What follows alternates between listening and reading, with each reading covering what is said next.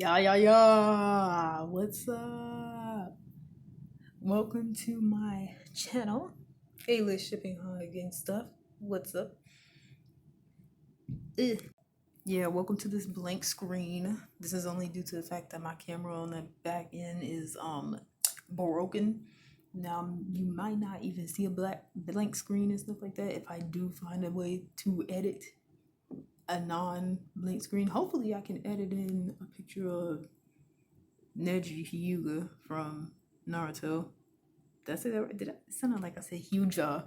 No, Neji Hyuga from Naruto, or Kyojuro Rengoku from Demon Slayer. I may, if I'm able to, if I can actually edit, if I can actually do that. Look at my child. Anyways, I will be explaining Marvel's The Eternals. My thoughts and ideas. I'll be explaining those, my thoughts and ideas and stuff like that. Because I just watched this. If I don't explain it now, I probably will never get around to even making a video like that. I'm saying it now because my family isn't into Marvel like I am. Like, I'm a nerd for this type of thing. I'm not exactly a Marvel complete fan because I haven't read any of the comics. I mainly watch the movies. I haven't seen too many of the TV shows and stuff like that.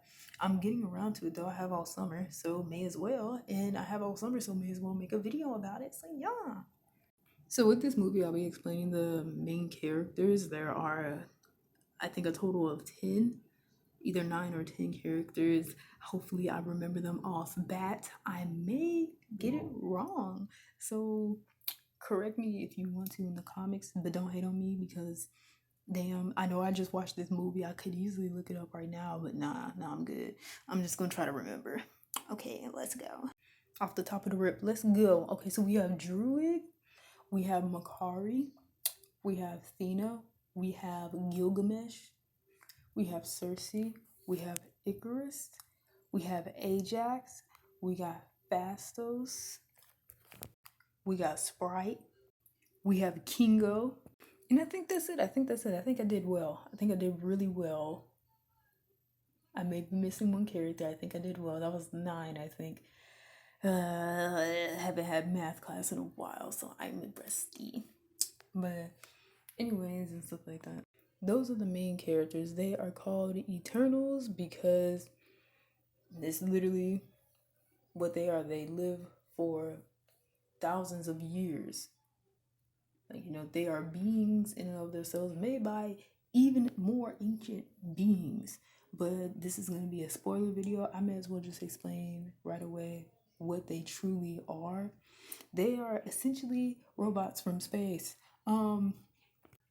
They are beings manufactured for the sole purpose of raising a celestial being, or more like connecting with the celestial being. Now, they are created themselves by a celestial being. This celestial being is named Erishim, or Arisham. Some people like to explain it. He is a red, big motherfucker. He got 6 eyes. The color of red is like between a rusted red and a blood red, damn near. He built like Optimus Prime, like bro, and he's gigantic, like bro.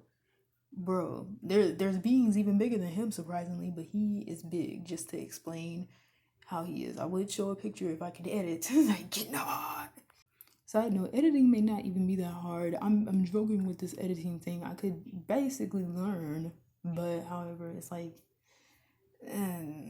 nah, I'm more boring anyway. So you just listen to my voice. Just listen to my voice. It's okay.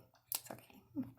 Now, before I explain the race of celestial beings, I'm gonna explain who the celestial being is that the Eternals are gonna essentially connect with. The celestial being is named Tiamat. He is basically inside of the Earth's core. Yeah. Child, anyways, let me explain why that is. So with celestial beings, they have this sort of system where they reproduce in a very different way from any human or probably alien ever. They have these seeds, they implant them in the core of a planet of their own choosing, and they wait millions to billions of years until this celestial being emerges fully grown, by the way. They're already adults when they emerge too. They also destroy the planet they're born from in the process. Like completely catastrophic. Planet is gone. They're there though. That is why Tiamat is within the Earth's core. Now, with the Eternals, while they're there, I did mention their sole purpose is to connect with the celestial being within the respective planet they are on. Now, with Eternals, there's a shit ton of Eternals. There's essentially probably billions of Eternals and stuff like that. They're on this planet due to another issue. The other issue is the deviants. The deviants are also created by the celestial being Arashim. He created them to. Now, this is all on memory. I will go back and watch the movie again, but I'm not able to at this moment. But I think they were there to protect the human beings or to assess the area, but they went out of control. They became predators of the human beings. They started, or of the beings, not even human beings, just of the beings of other planets. Any planet they are on, they became a predator of sorts. They evolved. Now, an important thing about the Eternals that you learn when you watch the movie, or if you just cheat, like, something, I can't blame you. I sometimes cheat with certain shit. You learn they don't evolve. They are purposely made to not evolve. They're basically just already the package deal. Like, they're space robots. They're not made to be any more than they were already built to be.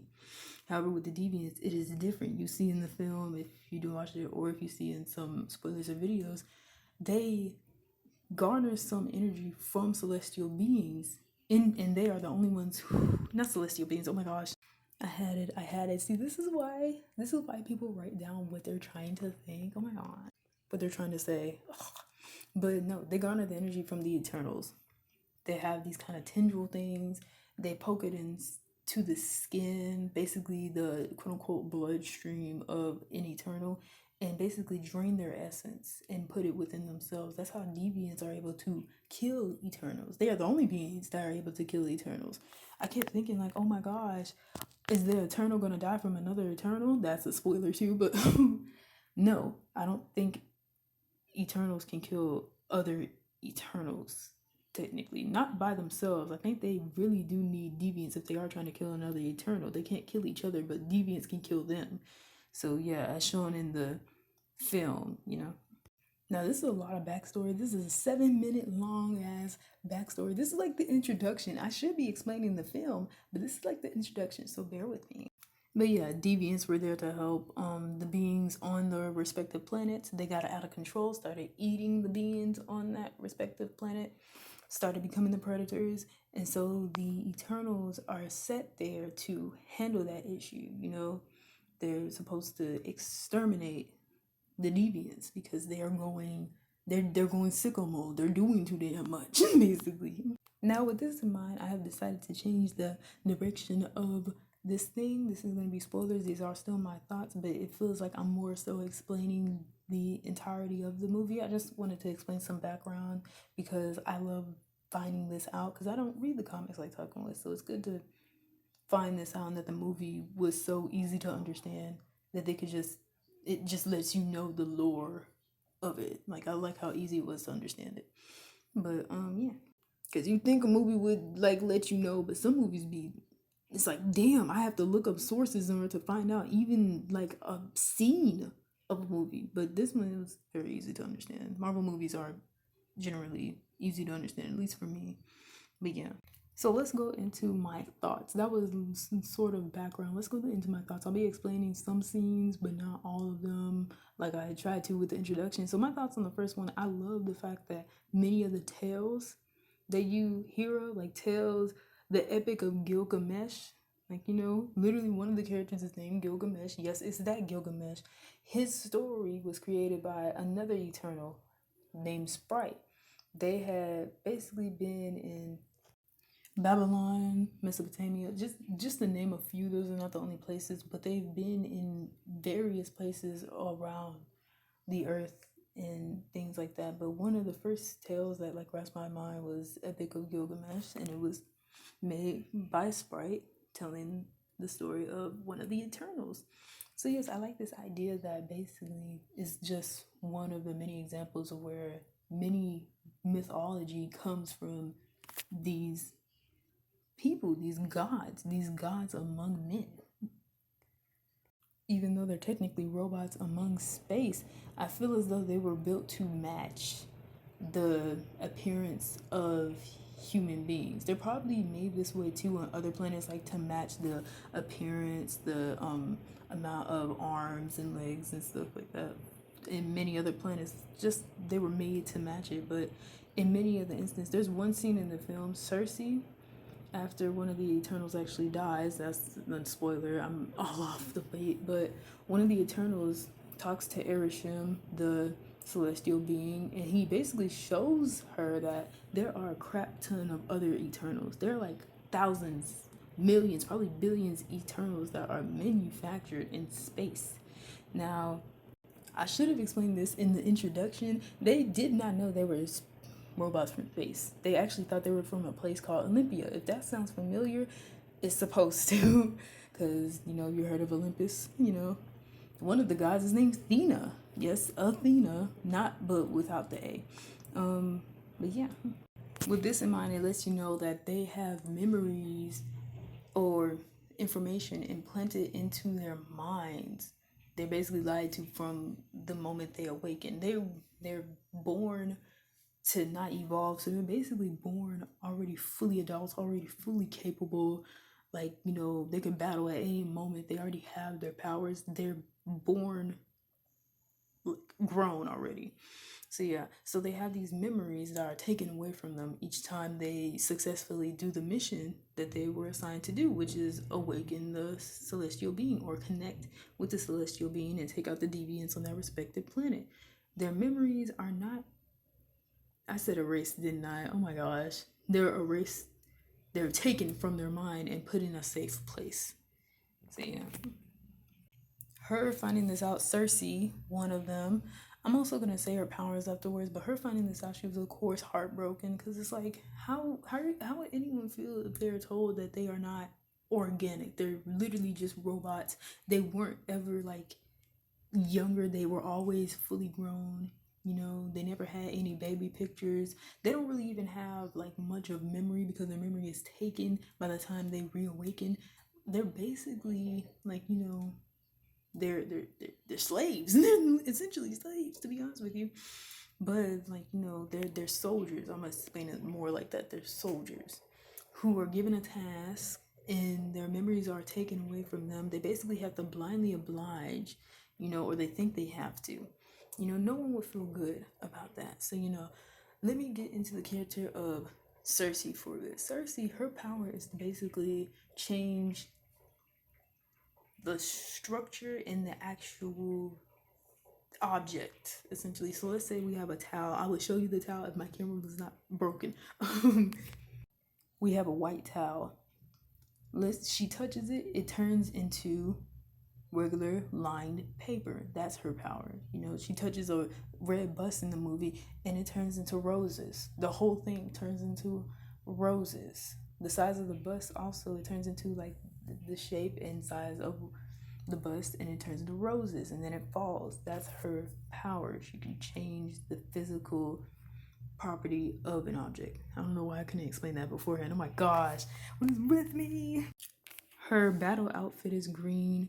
She was in love with another Eternal. His name is Icarus. And she basically underestimates herself and her power. She don't even realize how far she can go. Like, yes, Miss Ma'am. If you do ever see the movie, she has my favorite. That's my favorite power. Now, what happened with her being upset and actually meeting Erishim? I think that was around the middle of the movie. So let me get back. So Epic of Gilgamesh, Sprite telling that story, that was one of the earlier scenes, I think. And then afterwards it goes into, that was ancient, like BC, AD time periods and shit like that. So let me go back to modern day. The next few scenes, they are more of modern day. We follow Cersei. Oh my gosh, Cersei, the one with the green battle outfit. She also has the appearance of an Asian female. She has black hair, complete dark black hair and stuff like that. And she has a boyfriend who is not Icarus at all. He just seems like a regular human being, but even his story is important in this, not to the Eternals, but to Marvel grand scheme as well. She's also in London, by the way. I may not know all the places of where they're at in the scenes, but I knew that she was in London in this one. I remember she was in London in this specific scene. She also is living with Sprite, another Eternal. Now, I'm gonna go to Sprite. I don't particularly like Sprite that much, but I understand her a bit. If she is she, they do refer to her as ma'am, so let me just, yeah, she. Now, Sprite's power is illusion and the multiplication of a being. That's her illusion power. She can multiply one object to make you think that there is more of that object than there actually is. So yeah, like there's one moment when they're fighting a deviant in London in one of the scenes, and she basically makes multiples of her and Cersei to confuse the deviant. Her battle outfit, I think, is a light blue. She has orange hair, and she has the appearance of a kid, a teenage girl, 14 teenage-year-old girl. Her complex is that she was basically born with the appearance of a teenager. No other Eternal looks like how she looks. They all look like full-grown adults. She's the only one that looks like a teenager, or more so a young person. They also mention that she is in love with Icarus. Icarus, the dude that Cersei was in love with and actually dated for 5,000 years. I didn't even explain that, but yeah. So yeah, Cersei lives with her. Deviant comes to London. You know, this is basically where Cersei's boyfriend, who is completely human, finds out about deviants and all that stuff like that. She already was like low-key telling him what she was anyway, and then he asked if she was a wizard, which basically lets you know they're pretty much desensitized to everything that's happened, because this is after the Thanos snap. This is after the 5 years people have been gone. People are back now in the Eternals. So this is just, they're not even shocked anymore. Like, he basically just asked her if she was a wizard, and she was like, no. That was an earlier scene. But after the deviant thing that happened in London, you basically find another Eternal. He comes out in the mix. Like, bam, he's the Superman of the group, Icarus. As I mentioned prior, Icarus is technically the Superman of the group. He is the only Eternal that can fly. He has laser beam, his eyes, laser vision, all that stuff. He is quote unquote the strongest Eternal, which I find odd because Gilgamesh literally exists. He's like the one that most of the other Eternals look to as a leader. Not most, but some of them look to as a leader besides Ajax. I'm gonna mention Ajax in a moment. I'm gonna just keep it G real with you. He doesn't have much of a personality to me. He's in love with Cersei. That's much we know, but I'm gonna talk about their love in a second, because comparing it to some of the other loves, interests, and couples in this movie, they're at the very bottom. Like, to be honest with you, with me, Cersei and Icarus are at the very bottom in the couples when it comes to the Eternals, to me. His outfit is a regular blue. As I mentioned, he has flight and laser beams. He's also strong, but every Eternal is kind of like super strength, you know? Or at least I think so, yeah. Since this is spoilers, I'm gonna explain a little bit, but there is one important spoiler that I will explain after I introduce another Eternal or main character.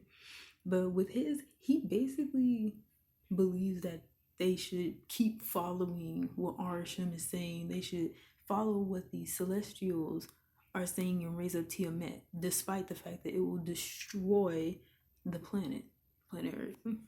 That is his belief. He is a follower of the celestial beings, which is a problem, of course, to the others. Even the ones who agree with him, they're iffy about it. What he does makes it even worse. So I'm gonna introduce Miss Ma'am, Miss Leader of the Eternals, Ajax. Now, Ajax, in my opinion, I think she has. I would say, actually, no, I'm not gonna say she has less personality than Icarus. She doesn't. I think Icarus has the least amount of personality in this film. Yep, Icarus does. But with Ajax or Ajax, either or, I've been saying either or. Her power, I'm just saying her power straight up, healing. I did not know this.